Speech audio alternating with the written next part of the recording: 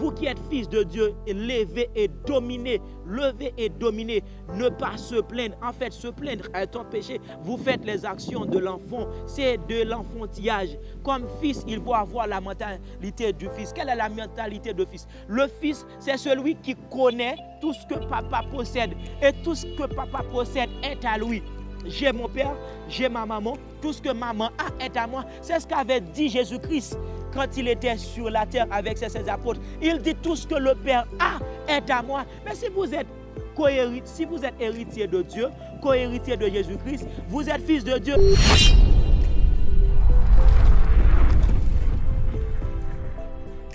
Shalom, peuple de Dieu, content de vous rejoindre une nouvelle fois pour tout un nouvel épisode. Et toujours dans le même sujet, le même thématique.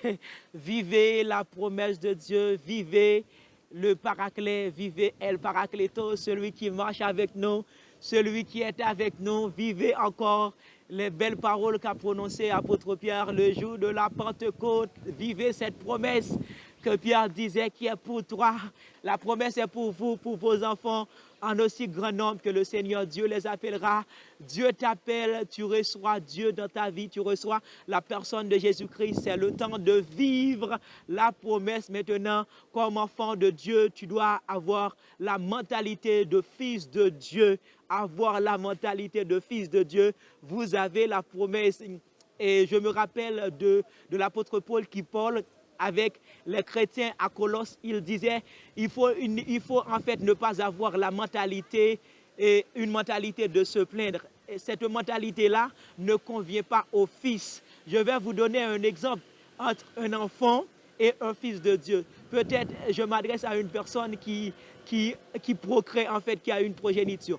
Par exemple, vous avez deux enfants, l'un à l'âge de 3 ans et l'autre à l'âge de 23 ans. Celui qui a l'âge des enfants et de 3 ans, en fait, on peut l'appeler enfant. Quand il a besoin de quelque chose, tout en pleurant, il peut avancer vers sa maman, il peut avancer vers toi qui est son papa. Il dit, papa, tu sais, papa, je veux du bonbon. Papa, je veux du pain. Papa, je veux une voiture. Je veux. Mais tout en pleurant, il vient avec un langage enfantin, en fait. Mais le fils, s'il veut quelque chose, qu'est-ce qu'il va faire? C'est comme quand Paul déclare dans le livre de Galates, autant de fois que l'héritier est enfant, il ne diffère rien qu'un esclave. C'est pour cela que je vous exhorte, frères et sœurs, héritiers de la promesse de Dieu, coparticipants à l'héritage de Dieu, frères et sœurs de Jésus-Christ. Je vous exhorte à laisser certaines mentalités. Vivez comme des fils, vivez comme des filles de Dieu. Laissez l'étape enfantin, en fait. Vivez comme des fils, c'est-à-dire comme des filles, comme des fils de Dieu. Vous ne devez pas se plaindre. Au lieu de se plaindre, il faut agir en tant que fils. Et l'homme âgé de 27, 24 ans, dans l'exemple de l'enfant et du fils, de la mère ou du père, quand il a besoin de quelque chose, voilà, il va chez son papa, il va chez sa maman, il va prendre. Et quand ça peut arriver à l'absence de son papa, à l'absence de sa maman, il prend quelque chose. Et quand papa est venu, quand maman est venue, et quand maman va dire ou bien va demander qui a enlevé ça, le fils va dire, c'est moi qui ai enlevé ça. Mais c'est ça, le fils est à l'aise. C'est de même, vous qui êtes fils de Dieu, vous n'avez pas à se plaindre. Vous n'avez pas à se plaindre. Il faut laisser les moments de gouaille, les moments de murmure, agir, avoir la mentalité de fils. Le fils, c'est celui qui sait à dominer. Vous voyez ce que le prophète Ésaïe a dit au sujet de la personne de Jésus-Christ quand il a annoncé au peuple de Dieu. Il disait, un enfant nous est né, un fils nous est donné et la domination reposera sur son épaule. Et notez bien cette bonne parole que le prophète avait déclarée. Et la domination reposera sur son épaule. Vous qui êtes fils de Dieu, levez et dominez. Levez et dominez. Ne pas se plaindre. En fait, se plaindre est un péché. Vous faites les actions de l'enfant. C'est de l'enfantillage. Comme fils, il faut avoir la mentalité du fils. Quelle est la mentalité de fils? Le fils, c'est celui qui connaît tout ce que papa possède. Et tout ce que papa possède est à lui. J'ai mon père, j'ai ma maman, tout ce que maman a est à moi. C'est ce qu'avait dit Jésus-Christ quand il était sur la terre avec ses apôtres. Il dit tout ce que le Père a est à moi. Mais si vous êtes si vous êtes héritier de Dieu, co-héritier de Jésus-Christ, vous êtes fils de Dieu et Jésus-Christ t'appelle. Il disait dans le livre, je vous appelle mes frères, je vous appelle mes sœurs. Si Jésus-Christ t'appelle frère, si Jésus-Christ t'appelle sœur, cela veut dire que vous êtes co-héritier de Jésus-Christ, des biens de Dieu. Vous êtes dispensateur des biens de Dieu. Vous êtes fils de Dieu, levé et dominé. Et Jésus-Christ t'a donné la domination. La domination que tu as perdue dans le premier Adam, quand Adam en fait a enfreint les lois de Dieu. Mais Christ est venu pour que tu puisses avoir. Et Christ est venu encore pour restaurer cette domination que nous avons perdue avec le premier Adam en Éden. Et Christ est venu pour restaurer, je dis, cette domination. Comme fils, il faut dominer. Quand tu as besoin de quelque chose, c'est comme le fils. Père, je déclare, tu ne vois pas ce qui est écrit. Et il y a une artiste évangélique qui aime beaucoup à citer cette parole. Et Dena Moana a chanté ça. Il dit, et les choses sont venues à l'existence. Il appelle, il dit, et la chose arrive. C'est David qui a répété cette bonne parole dans le livre des Psaumes. Il dit, et la chose arrive. Il parle et les choses sont venues à l'existence. C'est comme Jésus-Christ parle aux enfants, aux fils en fait, quand il dit, si vous avez de la foi comme un grain de moutarde, vous pourriez dire à cette montagne déplacée. Et comme fils, voilà l'attitude que vous devriez avoir. Quand vous avez besoin de quelque chose, dis, parle comme papa, comme ton papa, comme votre papa qui a dit que la lumière soit, la lumière fut. Comme fils, avoir cette mentalité. Vous êtes fils de Dieu, il est temps encore pour que vous dominiez, parlez comme David a parlé, parlez comme Paul a parlé. Vous n'avez pas vu l'assurance des apôtres, ils étaient fils de Dieu. Et toi, ils ne sont pas plus fils, en fait, elles n'étaient pas plus fils, Tabitha, Aquilas, Priscille. En fait, ces femmes-là qui ont dominé avec le Saint-Esprit, avec la promesse de Dieu qu'ils ont reçue. Ils ne sont pas plus fils, elles ne sont pas plus filles que toi. En fait, que vous avez la même nature. Fais comme Élie. Élie qui a prié pour que la pluie tombe.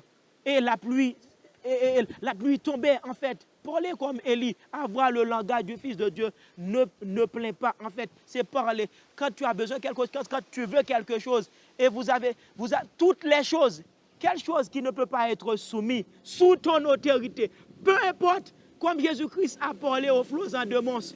Et les flots, ils ont obéi à la voix de Jésus. Et le Saint-Esprit est venu. La promesse est en toi, demeure en toi, pour que quand tu parles et que la nature entière obéisse à ta voix, maintenant tu n'as plus l'ancienne voix, mais quand tu parles, tu as la promesse de Dieu. Tu as le Saint-Esprit de Dieu qui parle avec toi. En fait, que quand tu parles, c'est comme papa qui parle. Quand tu parles, c'est comme Jésus. Et les disciples, ils ont été stupéfiés à cette promesse extraordinaire qu'ils ont reçue de la part de Dieu comme fils de Dieu. Quand Jésus-Christ leur envoyait en fait, et en Luc 10, nous lisons, et même disciples, je dis en fait, ils étaient tous étonnés. Même, ils disaient, même les démons nous sont soumis. Et Jésus-Christ leur avait dit, et ne vous réjouissez non pas parce que les démons vous ont soumis, mais parce que vos noms sont inscrits dans les cieux. En fait, avoir une mentalité de fils, c'est parler comme homme, parler comme femme, dominer et prôner à la manière de Caleb. Dans le livre de Josué, tu vas voir en fait un homme qui a la mentalité de fils. Caleb était âgé de 40 ans lorsque serviteur Moïse lui envoyait. Il était accompagné de Josué, allait dans le pays de Jéricho pour espionner le pays. Ils étaient dans un premier voyage, ils étaient environ 12. Quand les 12 étaient venus, ils ont donné un rapport avec Moïse, homme de Dieu. Et dans ce rapport-là, les 10, ils étaient stupéfiés. Ils étaient dans la peur à cause de la hauteur, à cause de la taille, à cause, comment pourrais-je dire encore, de la façon, de la construction corporelle des gens qui habitaient la contrée. En fait, Caleb et Josué, ils ont rapporté à Moïse, nous pourrons vaincre parce que Caleb et Josué, ils ont dit, c'est avec Dieu, c'est Dieu en fait qui va combattre, c'est pas nous en fait. Eh bien, mais Moïse leur avait promis de donner à chacun un héritage. Et vraiment, à 85 ans, Caleb voit qu'il n'a pas eu l'héritage, la promesse que Moïse lui avait faite. Ce que Caleb avait fait, puisque Moïse était mort, c'est Josué qui a eu les rênes et les commandes de cette nation. Caleb, il est allé chez Josué. Il disait à Josué, donne-moi la part qui m'est due. Souviens-toi, quand nous étions tous deux allés à Jéricho, souviens-toi de ce que Moïse, homme de Dieu, nous a promis. En fait, donne-moi et bon. Et ce que à 85 ans, Caleb dit, j'ai encore la force, j'ai la vigueur, je peux combattre, je peux sortir, je peux entrer. Donne-moi l'héritage qui m'est dû. Et vraiment, Josué a accordé à Caleb la promesse que Moïse lui avait faite. De même, tu as 60 ans, tu as 70 ans, tu dis en fait que tu es vieille, tu dis encore que tu es vieux pour recevoir. Mais Dieu t'a promis le monde, Dieu t'a promis les armes offensives, Dieu t'a promis les armes défensives, Dieu t'a promis des choses naturelles. En fait, tout ce que Dieu t'a promis, il faut lever, réclamer à la manière de Josué qui se sentait avoir toujours de la vigueur, qui se sentait toujours avoir de la force pour vaincre, pour batailler. En fait, fais comme Caleb, levez, prenez et demandez, sollicitez Dieu avec le Saint-Esprit qui est en toi. Dieu t'a promis quoi? Dieu t'a promis une belle vie. Quand Jérémie en 29 dit, je connais les projets que j'ai formés sur vous, projets de paix, non de malheur. Dieu t'a promis pour que tu vives en paix.